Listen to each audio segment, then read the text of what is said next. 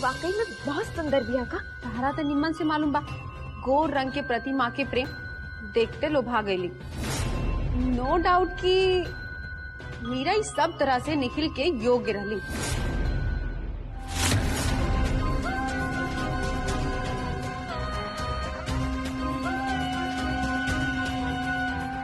हम मानतानी बात के निखिल अब विवाहित हो चुकल बा, लेकिन ई ब्याह कबो ब्याह रहे ही ना।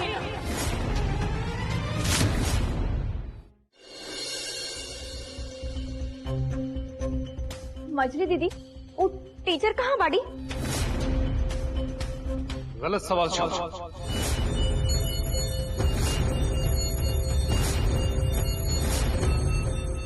सवाल ही बा कि आप कहाँ रानी इतना देर?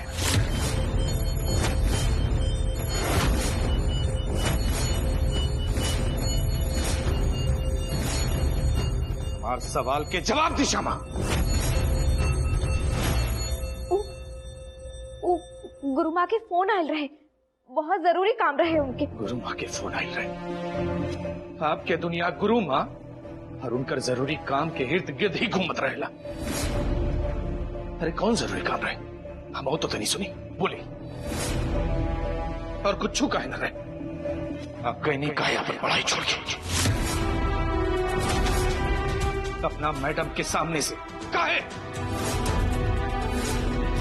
आपके बारे में आपकी मैडम के राय का बा सुने चाहता नहीं। अरे वो हमरा से कहली कि 2 दिन में आप इतना परेशान कर देनी कि पढ़ाई तो दूर के बाद बा, वो घर में लात रखे के रेडी नहीं के।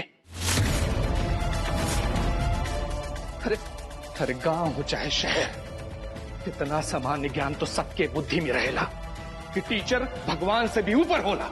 इतना संस्कार तो रहे चाहते रहे नो। अरे आचार विचार संस्कार कुछ हो ना सीखनी आप। छोटका बबुआ बस करी। श्यामा कोनो दूध हुआ बच्चा बिया का जे तब से क्लास लगा के रखले बानी। ना आई तो राहे दी, टीचर के भी कमी बा, दूसर आ जाई। भूल जाई।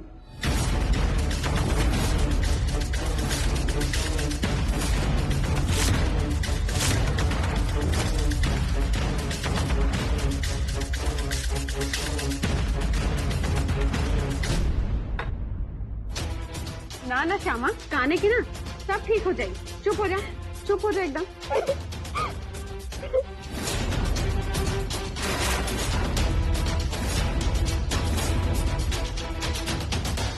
ई मनहूस पढ़ाई के चक्कर में वो हमरा से बार बार गुस्सा हो जाने। पता नहीं पैर पर खड़ा होके की तैयारी होता या अपन पैर पर कुल्हाड़ी मारे की। ठीक कहत रही आप मजली दीदी, ई हमरा आत्मनिर्भर ना, हमरा से पीछे छुड़ावे के प्रयास बा हमार घर वाला के।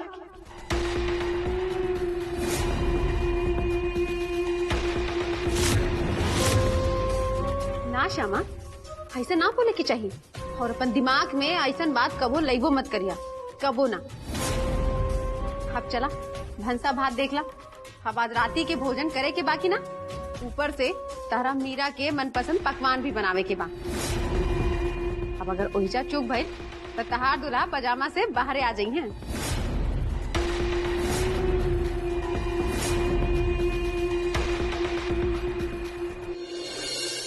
श्यामा, अब कस के नस पकड़ाइल बात हाथ, रत्ती भर भी सस से मत न होए दे।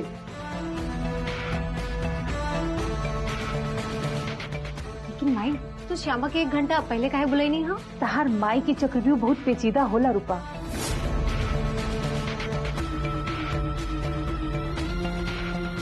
ठीक तहार शो शुरू होके से पहले रेडियो स्टेशन से लोग आए तहार गायकी सुने खातिर। माई साचो? ओ माय गॉड माई, आज हम बहुत बहुत बहुत बहुत खुश बानी। अभी खुशी से नीचे उतरे के भी लेके रूपा। अब सही समय आयल बा खुश होके के, जब शहर के चौराहे से लेके ऊंचा ऊंचा दीवार पे, बड़का बड़का मकान पे, हाँ, मशहूर दुकान पे सब जगह तारे नाम के पोस्टर लहराए। मशहूर गायिका रूपा रानी के पोस्टर, और सब लोग देखी आगे फाड़ फाड़ के। अब लेकिन माई फिर तो श्यामा के 24 घंटा अपने साथे रखे पड़ी। चिंता मत करा, ये काम तो श्यामा के जेठानी माया ही कह दी। इतना दिल से लागल बिया बेचारी ओकरा के ई घर से दफा करे खातिर। अब एक न एक दिन तक कामयाब जरूर होगी। हाँ, राधे राधे।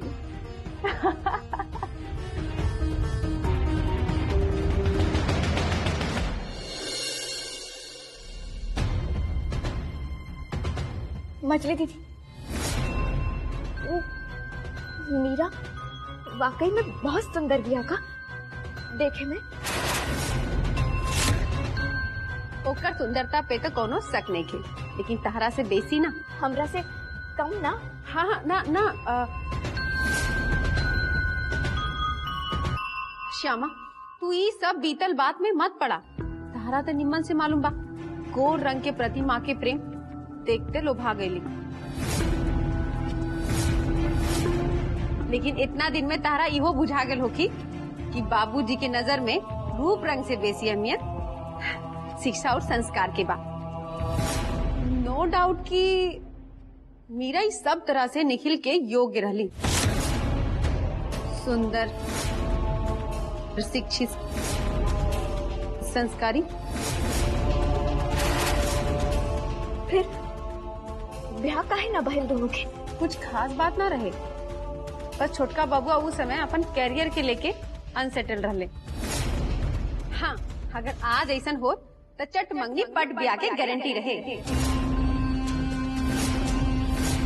काहे कि गुण और ज्ञान के अलावा भी दोनों में बहुत समानता बा। दोनों एक दूसरे के चिन्ह ले, निम्न से जाने ले,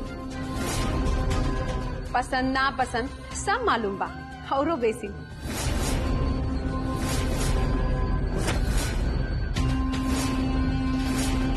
श्यामा, अब मीरा और निखिल के बखान से ही पेट भरीगा। चला, हमनी दोनों मिलके खाना बनाए जाए। जी।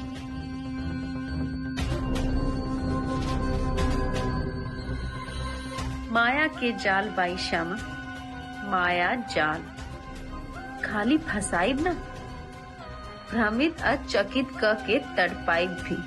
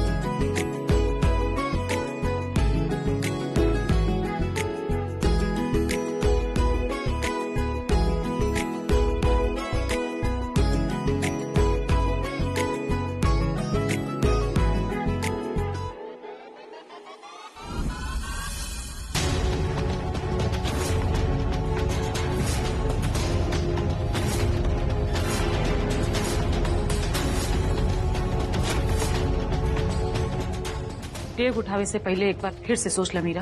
माँ, बचपन के दोस्त के माता पिता से मिले जाए में इतना सोचे कि का बात बा? सोचे के ई बात बा मीरा, क्यों खाली एगो घर नहीं थे, तारा अतीत के एगो कमजोर हिस्सा बा, जहाँ तू एक बार निखिल से प्यार करके खुद के लुटा के आयल रहलू। उधर आज भी तहरा भीतर जिंदा बा, ना तो तू भी आकर के घर गृहस्थी बसा ले रहतू। कितना जतन से तारा बम्बई ले गई रही ई कुल से पीछा छुटावे खातिर, और आज इतना साल बाद फिर उहे बात, फिर उहे चीज। माँ, वो बचपना रहे जी, सिर्फ बचपन में होला। चिंता मत करी, अब ये गलती दोबारा ना हुई। गलती जानबूझ के ना, अनजाने में ही होला बेटा। माँ, हमार सब्जेक्ट इंग्लिश बा, फिलोसफी ना।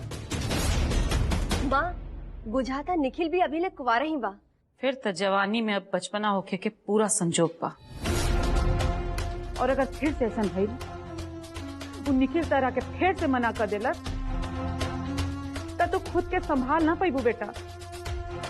मान ला हमार बात। माँ, निखिल लगे मना करे के अपन जेन्युइन रीजन रहे उस समय और हम सम्मान करे तनी ओकर निर्णय के। और माँ, प्यार हमके भले है निखिल से, निखिल के ना। अपन दर्द के जिम्मेदार हम खुद बानी, वो ना। माँ, आप चिंता मत करी, अब वो गलती दोबारा ना होगी। दोबारा का ना होई बेटा, खुद के चोट ना देबो या प्यार ना होगी दोबारा।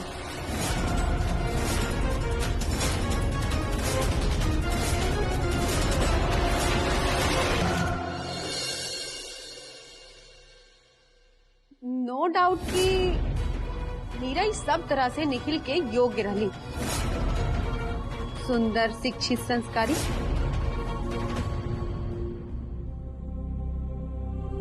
छुटकी मालकिन, चाय चली का? हाँ ना, तू पी ला। ठीक बा, फिर हम 2 चम्मच चीनी बेसी मिला लेता नहीं, काहे कि जितना मीठ उतने नीक।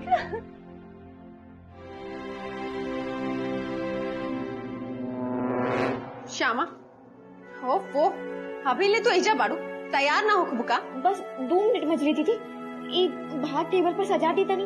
ओफो, अभी उतना समय नहीं खे, ये सब काम हम और बिजली देख ले। तू जा। हाँ छुटकी मालकिन, आप जाएं। और वैसे भी आज टेबल लगावे के ना सजावे के बाद, वो दूसरा तरीका से।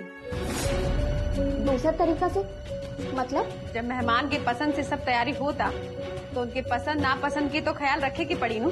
और वैसे भी मीरा के कैंडल नाइट डिनर पसंद बा। कैंडल माने मोमबत्ती? हाँ, और वो सुगंध वाला। अब तू चाहले से ये सब हम देख ले और हम तहरा के भी बाद में सिखा दे।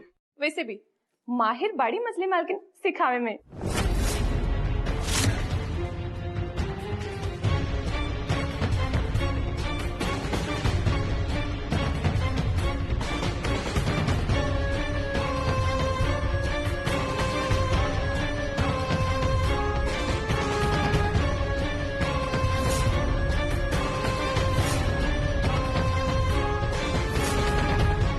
इतना ना तहरा बहुत कुछ सिखावे के बा भी श्यामा।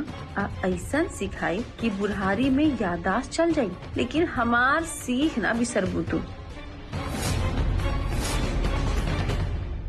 मछली मालकिन, 2 घूंट चाय चली का?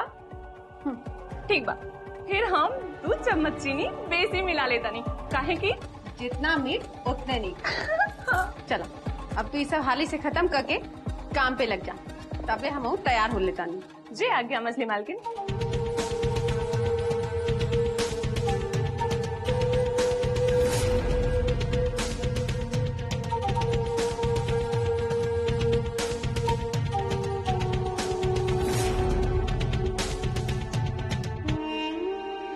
कितना सुंदर रही हो मीरा,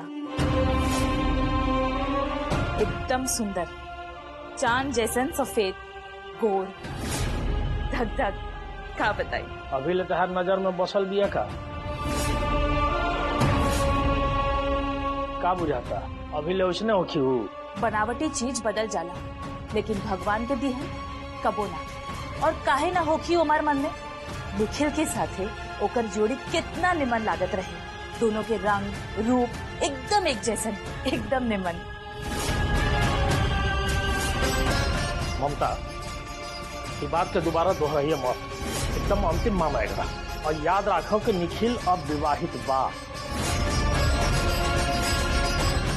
और ओकर मेहरारू केहू से कम सुंदर नहीं खे।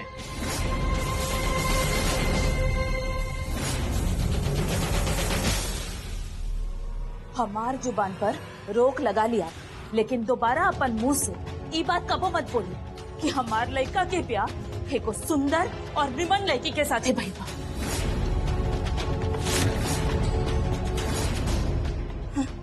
जेकर रंग चित पर कबो ना चढ़ी, वो लड़की के रूप कबो सोहाई का कबो ना।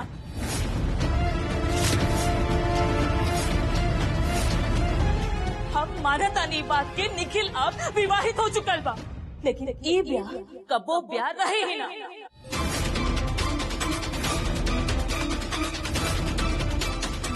ये तो सिर्फ और सिर्फ समझौता रहे।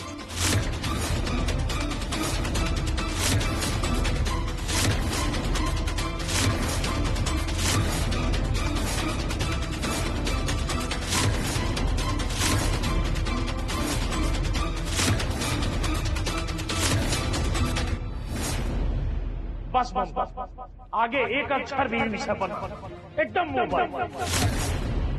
हमरा ही सोचे पर मजबूर मत करो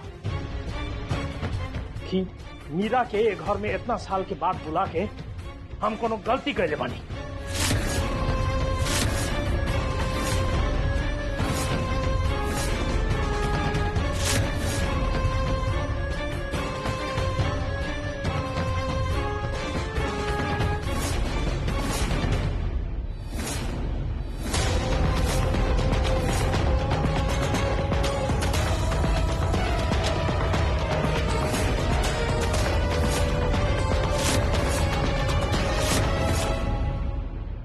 के दुल्हन तू जोन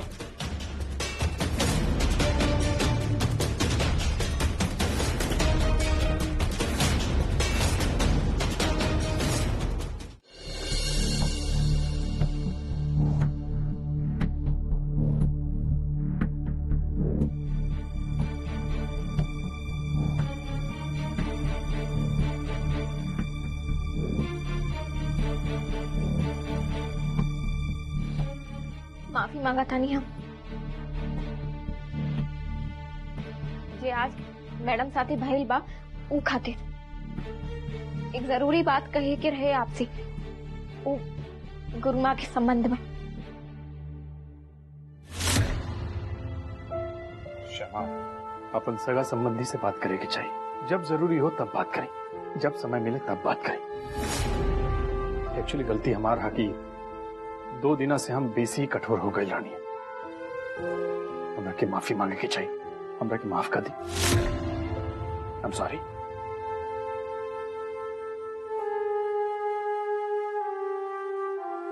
एक्चुअली गलती हमारा रहे क्षमा। हम आपके उकान में ढकेलत रानी है जे में आपके कोनो रुचि ही नहीं के ना करे के चाहत रहे हमरा, और पढ़ाई ऐसा ना होला। एक काम करा क्षमा, जब भी आपके भीतर से आवाज आए कि आपके पढ़े के बाद, जीवन में कुछ करे के बाद, आगे बढ़े के बाद, अपना पैर पे खड़ा होके के बाद, आप हमरा के फटाक से बता दियो। चलिए आप अब रेडी हो जाए, मीरा के आवे के वक्त हो गई बा।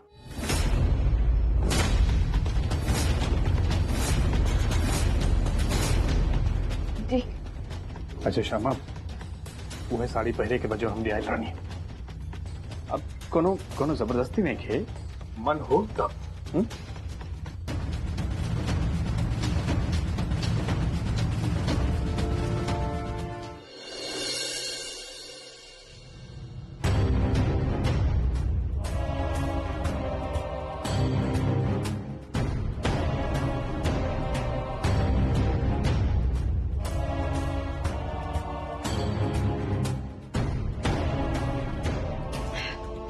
के कहले रहे मीरा इतना जल्दी तैयार होके के? चाय के नाम पे तब पंख लगल बतारा। उफ़्फ़ो।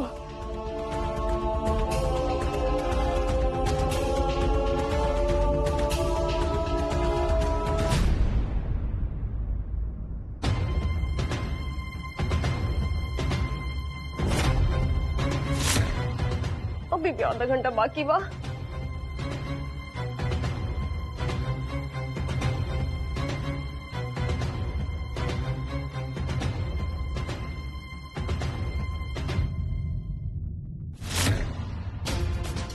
हे कृष्णा, दया करी हमरा बच्ची के ऊपर, ध्यान रखी होकर चोटू खाली या दर्द हमरा शुरू हो जाला। कृपा करी कृष्णा, कृपा करी। कृष्णा, जिंदगी में आज पहला बार ये एहसास भइल बा कि आपसे प्रेम थी, लेकिन आपके रंग से दूरी निम्न। काहे कृष्णा, काहे? जब आप जैसे रंग बा तब इस समाज में आप जैसन स्वीकृति काहे ना, सम्मान काहे ना? बताई कैसे हो जाए सुंदर हम, जब आप सुंदर बनैले ही नहीं खे हमरा? कैसे करी सबकी उम्मीद पूरा? कहाँ से लाई हो रंग जो देख के लोग कही वाह, का रंग मिलल बा श्यामा की। ओकर कोनो जरूरी नहीं है।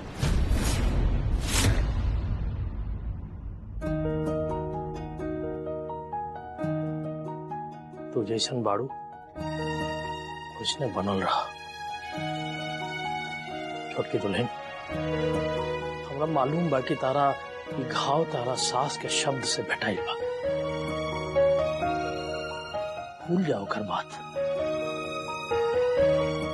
कर दिमाग के सुई रंग के मामला में गोर पर ही अटक जाला। लेकिन तू खाली अतना याद रख कि तू ये दुनिया के सबसे सुंदर लड़की बाड़ू।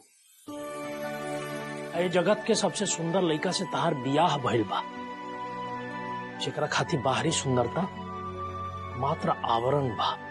असली सुंदरता तो गुण के सुंदरता बा, मन के सुंदरता बा। वो सुंदरता बात आराम है। ये बात बात में आंसू बहावल बंद करा। हाली से तैयार होके नीचे आ जा।